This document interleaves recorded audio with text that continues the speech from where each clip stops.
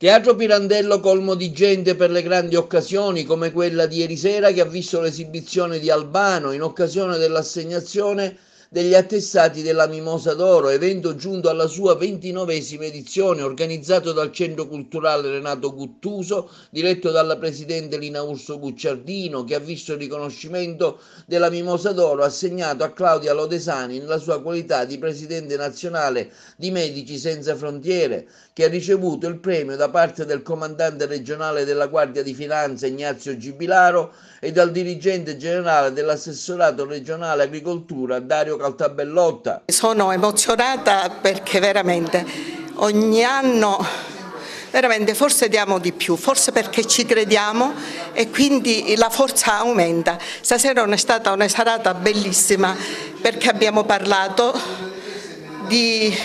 legalità, di solidarietà, di amore verso il prossimo e la presenza di tanta gente così entusiasta, di ragazzi, dei dirigenti scolastici, di tutte le istituzioni, di qualsiasi ordine e grado,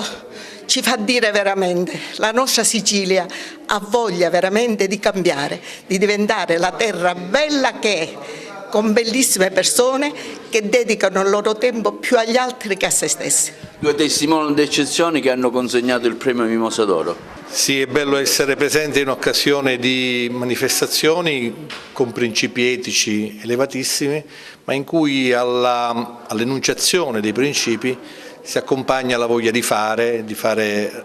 e incidere realmente nella società, quindi questo spirito ideale che si traduce nel quotidiano. È bello essere presenti in queste occasioni con persone straordinarie e anche da parte nostra è un'emozione. Mimosa d'Oro riesce a valorizzare sempre tutto il lavoro che le donne portano avanti in questa nostra terra. È un lavoro che è giornaliero, un lavoro che dà grandi risultati. Lina Gucciardino in tutto questo interpreta questo grande senso di responsabilità che il mondo femminile, noi lo vediamo sempre col mondo della terra, con le donne del vino, con le donne del mare. Quest'anno nello specifico il riconoscimento a Mariella Gattuso che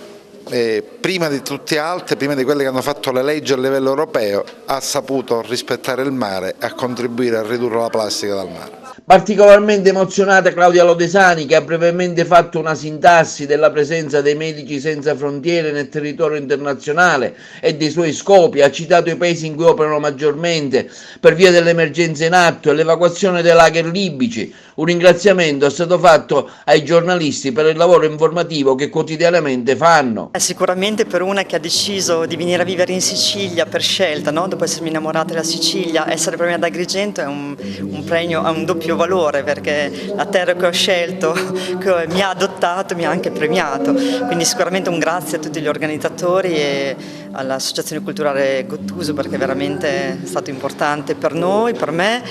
di Cestampronieri in generale e per i nostri staff che tutti i giorni lavorano sul campo in 70 paesi nel mondo. Ecco, lei ha dedicato questo messaggio a 3 cause internazionali importantissime. Se le vogliamo riassumere, luoghi di grandissima emergenza a cui Medici Senza Frontiere, non tralasciando gli altri luoghi, sta particolarmente curando. Sì, io ho nominato lo Yemen dove in questo momento c'è una grande crisi umanitaria legata non solo alla guerra ma sicuramente anche all'epidemia di colera e alla malnutrizione, il Congo dove c'è la seconda epidemia di Ebola più grande ma la prima in una zona di guerra che rende tutto più difficile nella parte est del Congo e il Sud Sudan che pur essendo il paese più giovane al mondo è vittima di 40 anni di guerra e ha tutta una serie di problematiche legate a una guerra civile che iniziato, alla malnutrizione, a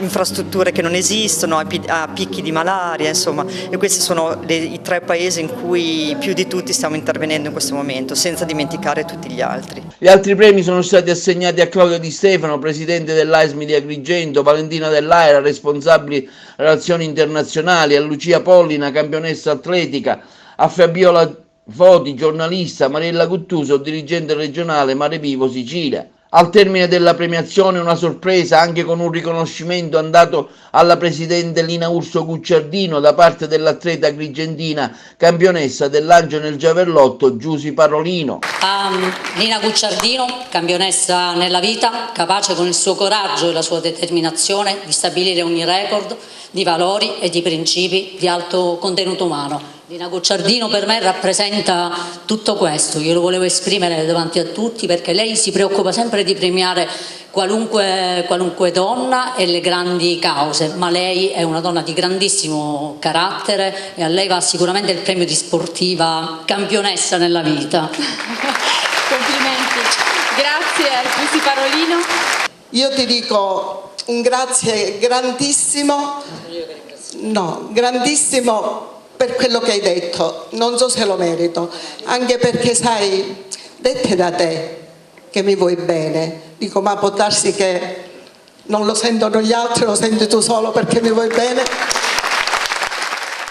Quindi il sempre bravo Albano ha concluso la sua esibizione con la solita passione che ha incantato il pubblico agrigentino presente, duettando con i presenti anche sulle origini del nome della nostra città e con una signora che si apprestava ad andare via chiedendole il motivo e salutandola affettuosamente sulle scale del palco.